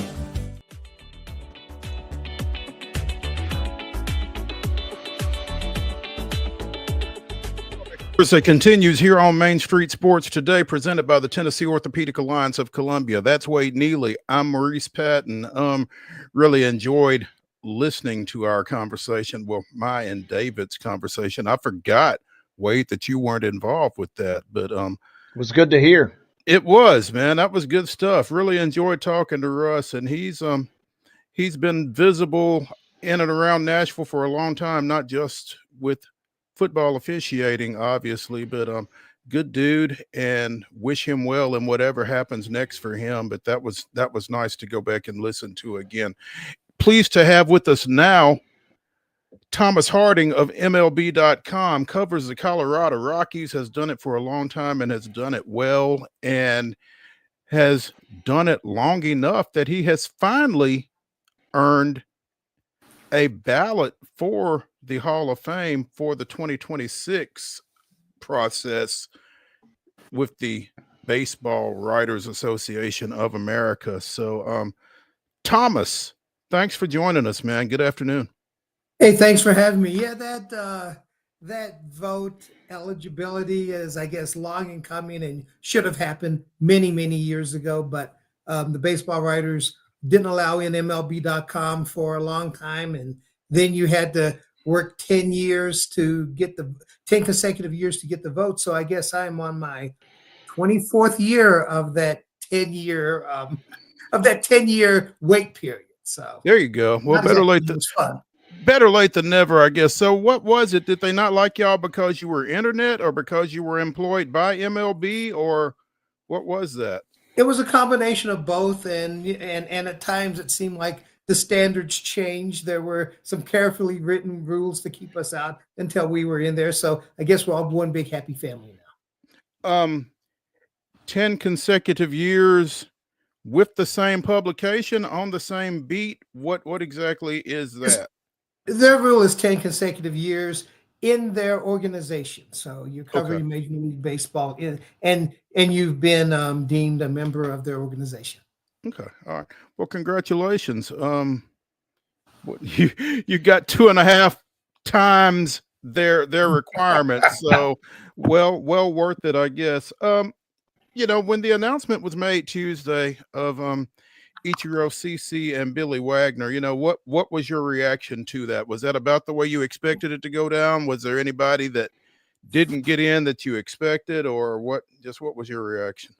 Well, it was exactly the way it went down. I was very happy for Billy Wagner, who actually grew up not far from where I grew up. And one of his high school coach, one of the very influential people, was a guy I knew very well. His family and my family all knew each other, so it was a really good time to see. Ichiro, I was hoping it would be unanimous, but someone decided that it wouldn't be. Ichiro is one of the best baseball players I've ever seen, maybe the best at putting the ball in play and putting the ball in play hard that I've seen as far as line drives and things like that. He could adjust his swing to anything. And CC Sabathia, I think that in this modern era of starting pitching where it's fewer innings, fewer wins, and you're really trying to kind of figure it out, he was one of the last of the old school, so I'm happy to see him get in. Yeah, felt like three worthy candidates. To your point, Mo and I discussed it yesterday on the show, Thomas. Ichiro, whoever's got that secret omission, it almost feels like they're keeping some. I don't know if they're going to release that on a rainy day or if they're doing that for some notoriety. But man, it feels like we got shortchanged a little bit with Ichiro not going in unanimously. Well, I think there is also this thought among some baseball writers, and it's a very old thought, that nobody deserves to be unanimous. Hank Aaron wasn't unanimous. I mean, come on, sometimes people, I think, use their vote, and you can use the vote any way you want. So this is just my opinion. It's almost like a Revenge of the Nerds thing. Like, I've got power now, so I'm going to use it. Yeah. And that was the sentiment that I was just getting ready to say. It almost felt like a little bit of a, I can wield this and you can't type vibe, depending on who that person might be and what their preferences are. Yeah, well, and the rules are actually intentionally vague so people can choose however they want to do it. I mean, there's a whole group of people from the steroids era that they're on the ballot and they're eligible. So how do you deal with that? There's no real guideline about dealing with it. It's intentionally vague so that the people that have covered this sport and written about this sport can kind of make their own decisions on that, whether you agree or not. And I can see the thought process because, like you said, Hank Aaron wasn't unanimous. Willie Mays wasn't unanimous. Guys like that weren't unanimous. So why should anybody be? But the question is, why weren't they unanimous? That's the better question, but that's not fixable at this point. But, I guess once Mariano Rivera kind of broke the seal on that, then it's kind of over with, man. I mean, it almost looks worse. Like, I mean, this guy or whoever this voter was apparently isn't going to be identified, and for obvious reasons, I guess. But and I'm not sure on this because, frankly, having been not included for a long time, I really haven't paid a lot of attention to it. But I do believe that they end up releasing the votes unless you ask for them not to be released. I'll have to find that out next year. These are, and sometimes I think that you look at maybe there's some organizations and there are some news organizations that do not allow their reporters to vote on things like the most valuable player or whatever, because they feel like the reporter becomes part of the story. I get that, but I also think that's a bit of posturing. So I don't know if this particular person's vote will be out there, but when it does come out there, maybe they'll defend it, or maybe they'll just say, hey, my vote is my vote, and you can say what you want on social media. And either is, permissible. Like you said, it's your vote. You can do what you want to with it, but there's going to be a little notoriety to go with it should it be known who it was. So we can look forward to that. Beltran and Andrew Jones, first two out, as they like to say with the NCAA tournament. What are your thoughts about those two guys and their prospects going forward, again, as a voter in the 2026 process? Carlos Beltran, I think, deserves a lot of consideration.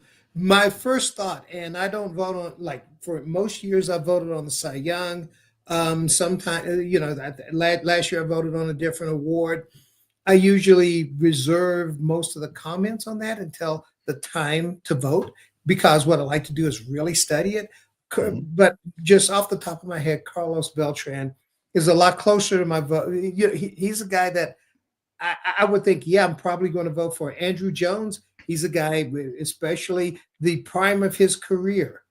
And I'm very strong on the prime of your career, where he was the best center fielder in the game, and in a lot of people's eyes, the best center fielder of that entire era, not just when he played. He's a guy I would probably lean toward. I don't know right now. I know that there's some, I guess on both of them, there are some knocks. Carlos Beltran, obviously, the sign stealing scandal, which that doesn't bother me very much. And I think that with Andrew Jones, there was a long period of his career where he was hurt and he declined, but it doesn't take away the height of his career. So those are two guys that I look at and say, okay, they're pretty close, and maybe I'll really look hard at them, probably going into it thinking, yeah, they get my vote. Devil's advocate for just a second. If you were to not vote for Andrew Jones, why would you not? And obviously, anybody that listens to this show for any period of time knows I'm a Braves fan, and I had a put Andrew in the HOF hashtag a couple of days ago. But I mean, what do you feel like? I mean, other than the decline, and I don't know. That's exactly it. I think you just said it. I don't know how you let the decline take away from the peak. Right. I don't understand the logistics to that. Well, a lot of players, they'll look at the peak and say that wasn't enough, that you wanted greatness over a longer period of time.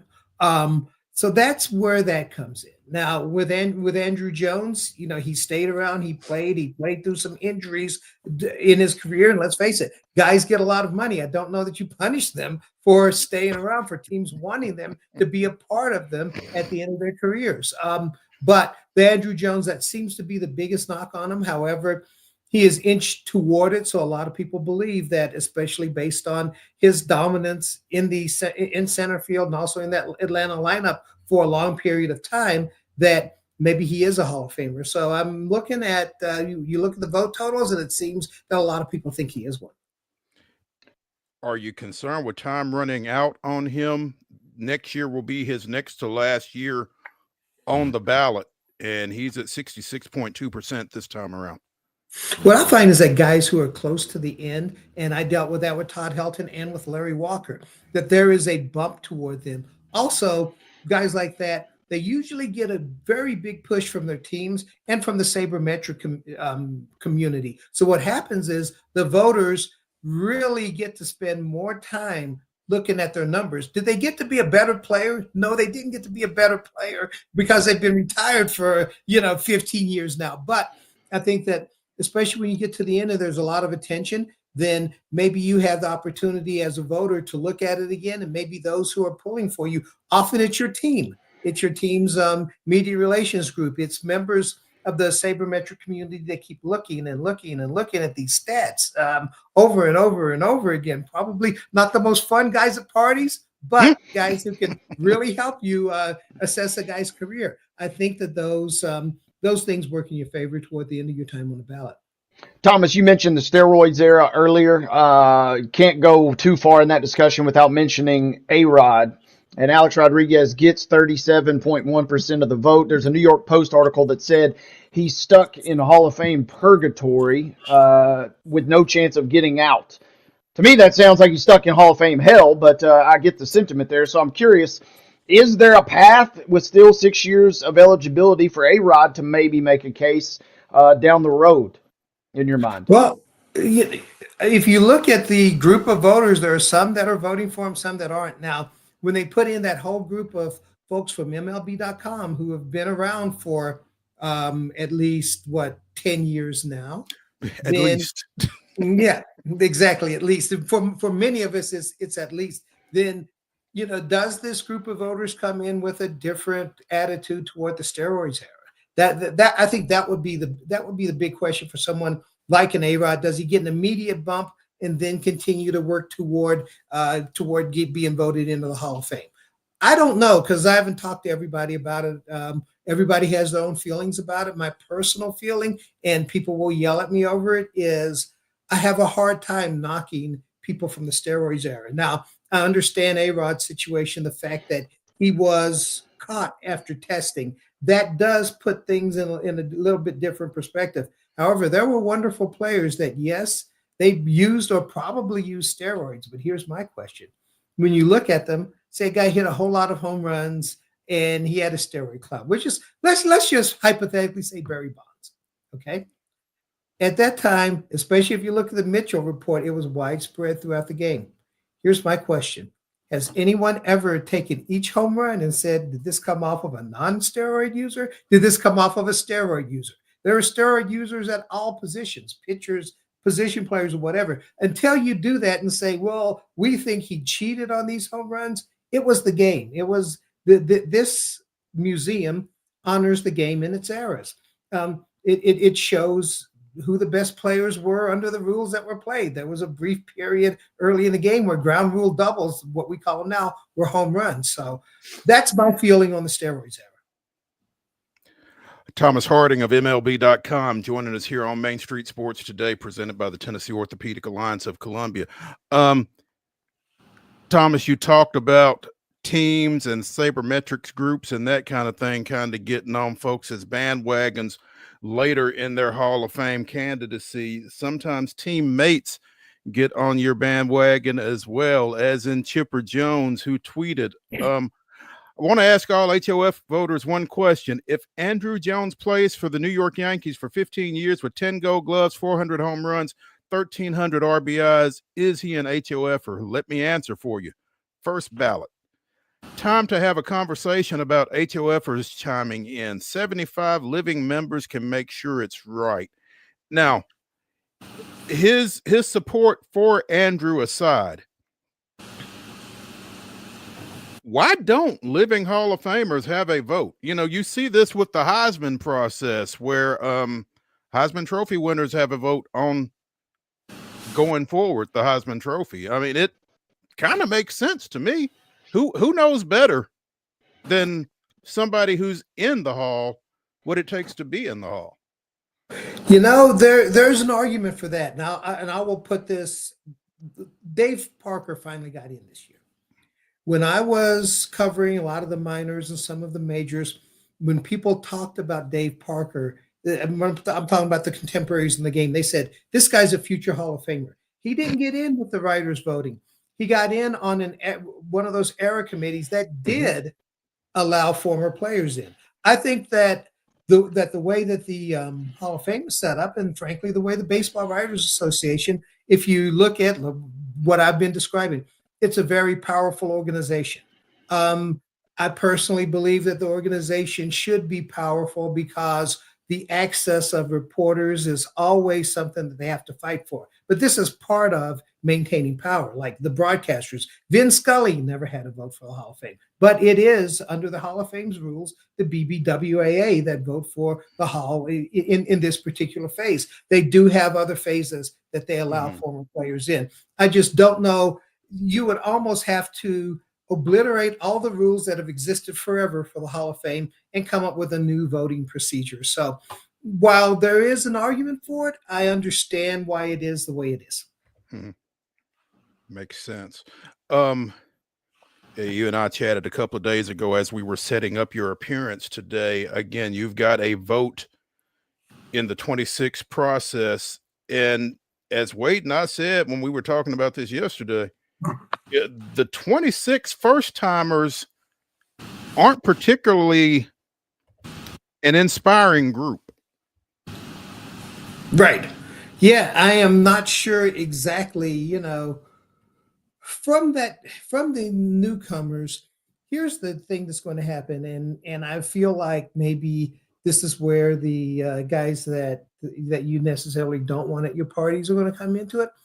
Starting pitching, it is very hard to rank, to figure out exactly how to rank these guys against history because starting pitching has changed so much. There are so many fewer innings. There are teams, and this has taken a couple of decades to de-emphasize the win as a very important thing for a starting pitcher. So my question will be, when we look at the Cole Hamels and Mark Burleys and Madison Bumgarners, how are we going to compare them against past eras? Or do we compare them against past eras? Do we look at the best players in the current era?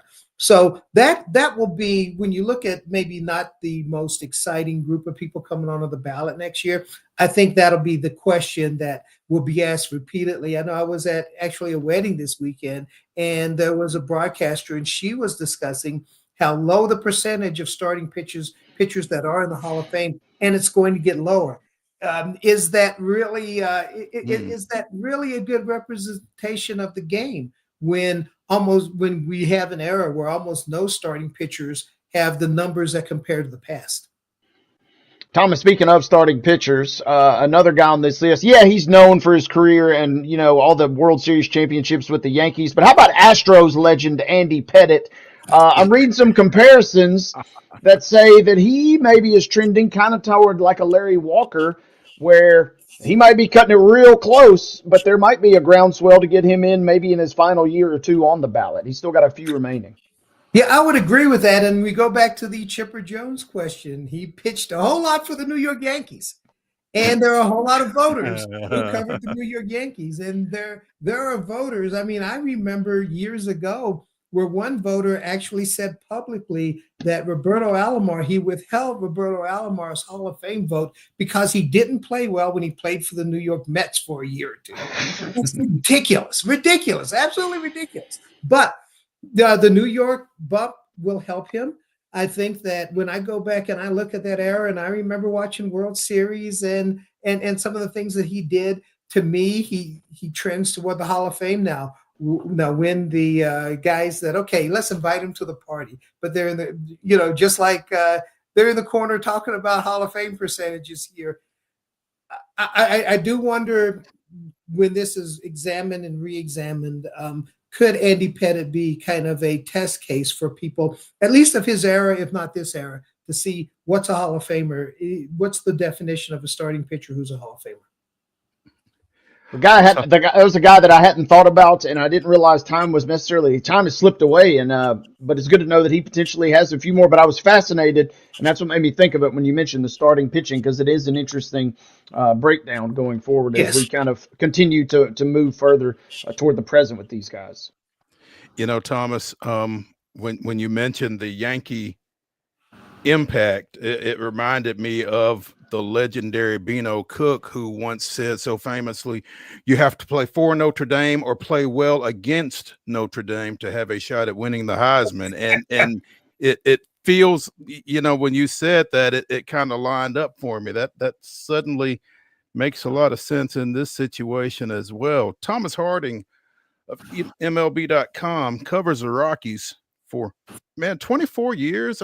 Time flies when you're having fun, right? That's right. It's fun. I'm still young, I think. Well, maybe I'll have to check my shoulder, my ankle, whatever, but I'm still young. So yes. There we go. Man, we appreciate you taking some time with us. Look forward to getting you on again soon. Hey, thanks for having me. Oh, and hey, good luck with your budding uniform design career. I'm having a fun time with that. I've got 2 in the hopper now that are being approved at different stages. So still working. Hey, anybody in the mid-state of Tennessee, let me know. I'll help you design your uniform or your football or baseball helmet. So yeah, there we go. There we go. We know a guy, so hit us up.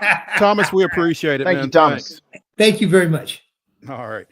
Hey, when we come back here on Main Street Sports Today, presented by the Tennessee Orthopedic Alliance of Columbia, it's our final segment of the day.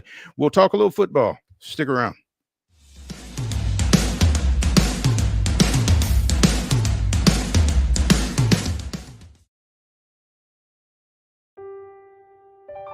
This holiday season, the largest lantern festival in the country returns to Nashville Zoo. Experience more than 1,000 all-new, handcrafted lanterns, towering creatures, magical worlds, and a North Pole village. At the center of it all, the Smashville Ice Rink. Welcome back to Zoolumination at Nashville Zoo. Bigger, brighter, and better than ever.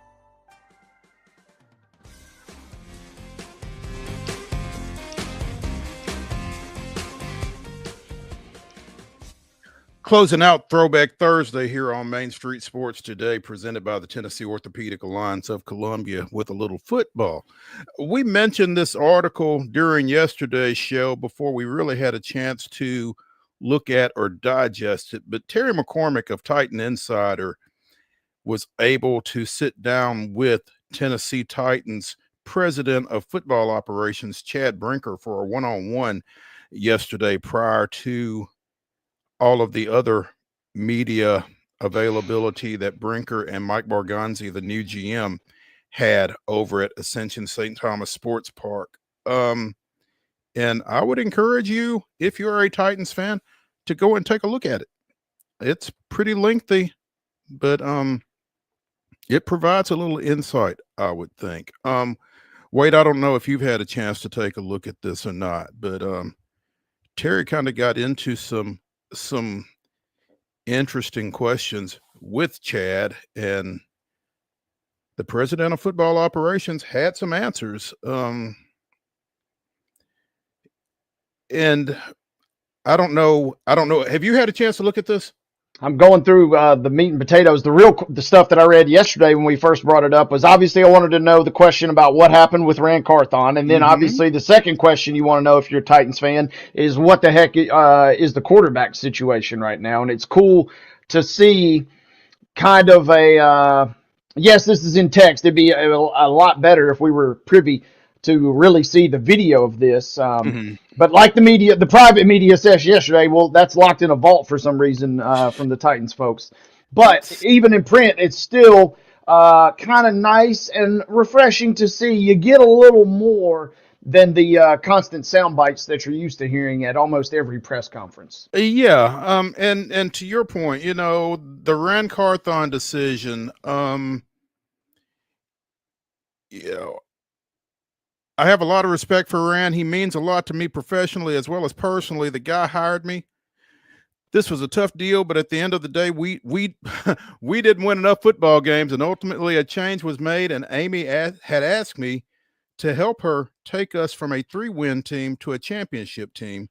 And the first step in that was to go find a new general manager, and that's why we went and hired Mike. And I am stuck on the fact that I don't know how it is that Rand Carthon was the cause of them being a 3-win football team sufficiently that he was the guy that was let go. And, I'm not necessarily going to die on that hill, but I need somebody to convince me why Rand Carthon specifically is the fall guy in this situation. Certainly makes you wonder, right? And it was almost as if the ownership just kind of, had a gun and said, one of you three guys has got to go. And it ends up on Carthon. I mean, that's one way to look at it. From the crazy part, and I've said this since day one, it felt like if you're going to let one go, you had to let all three go at this point. You just got to totally clean house, because even when Carthon was put in his new position, it's been this weird, awkward song and dance in that building for the last 2 years, and you're kind of running things even on paper a little differently than almost every other franchise for some reason. And as a result, they've kind of patched things together in this weird, semi-convoluted way, even though it kind of almost doesn't feel like it. Why don't you just go out and say what's really happening is the thing that I think a lot of fans would be frustrated with. A lot of cloak and dagger behind this, it feels like. And I'm still, among the things that I am stuck on, I'm also stuck on the fact that Rand Carthon hired Chad Brinker. And at some point, Chad Brinker moved ahead of Rand Carthon in the Titans hierarchy. And I don't know how that happened. And nobody has explained it, including Chad Brinker, because Terry asked him, there has been some speculation regarding how you came to be in charge of the team. Can you describe your ascent through the organization in the 2 years that you have been here with the Titans, going from assistant general manager to president of football operations? And Brinker's initial response is, I don't really know how to answer that. So there's plenty more behind that, but that initial response to me is kind of telling. kind of telling. I mean, it feels like a real life episode of Succession. I mean, I can see it feels like the same characters, Kendall and everybody else kind of wheeling and dealing. And I mean, this happens in a lot of franchises across all sports. Don't get me wrong. You're only as good as how close potentially you are to the highest person on the pecking order. And it kind of, I mean, if you're a fan, even if you're a neutral observer, it's kind of hard not to feel like that because you make a valid point. How do you decide what seems like it either had to be almost a wholesale change or no change? Yeah. We could easily get bogged down on this, and I probably did not give this enough time on our runner show. But again, go read this if you are a Titans fan at all. Terry did a good job of getting Chad and getting him to answer some questions. Maybe not necessarily to anybody's satisfaction, but he answered. Former Tennessee defensive back Deion Grant won a national championship at Tennessee, won a Super Bowl championship with the New York Giants over a 12-year NFL career, and now he is the latest to learn that he will be part of the 2025 induction class into the Tennessee Sports Hall of Fame. It was announced yesterday. Apparently, Coach Fulmer got Deion on a Zoom and got him again, we've had Brad Willis on the show, and it's always fascinating the way they are able to pull off these initial welcome to the Hall of Fame type situations. And Deion is now the 5th member of the 2025 class to be announced. As we mentioned earlier in the show, this will be the 60th induction class of the Tennessee Sports Hall of Fame. Joining Deion will be a guy that's near and dear to Wade's heart, Tony Allen of the Memphis Grizzlies, Knoxville native, former Ole Miss guard Elston Turner, Johnson City coaching legend George Pitts. Second time in about 24 hours his name has come up with me, and East Tennessee State basketball standout Bob Brown will be members of that class as well. Texted briefly with Brad, and this is the first 5 of 20 that will be going in later this summer. July 19th is the date of the induction ceremony at the Omni Nashville downtown. So cool recognition for Deion, a Vols legend, an NFL superstar. I mean, he's kind of the complete package and kind of the complete embodiment. So very, very cool to see him go in. And you mentioned it. Brad's been busy. It was really neat. I watched part of the show Tuesday. They have Tony Allen in studio as part of the Chris Vernon show with Grind City Media there. Brad was in studio. Complete surprise. Tony almost broke down in tears. And he was at the MLK Day Classic the day before because Elston Turner, as an assistant coach with the T-Wolves, was in town. So Brad got a little double dip there. Got to hand out one award on Monday and then got to follow up with the Grindfather on Tuesday. But yeah, he's just getting cranked up, and he does such a great job of running that thing. Yeah, absolutely. We'll certainly have to try to get him on here over the next little bit and see what he's willing to divulge to us about this process. Grant was a 3-year player at Tennessee from 97 to 99. The second of those years saw him help Tennessee to that 98 national championship. They went 33-5 over his time there, anchor in that defense. He was a first-team All-American. 69 tackles, 9 picks, and 8 pass breakups in his junior season. Not his career, his junior season. 9 picks, 8 breakups. Again, played 12 seasons in the NFL and will be inducted in July into the Tennessee Sports Hall of Fame. That's going to do it for Throwback Thursday here on Main Street Sports Today, presented by the Tennessee Orthopedic Alliance of Columbia. Join us right back here tomorrow at 2 o'clock. We'll see you then.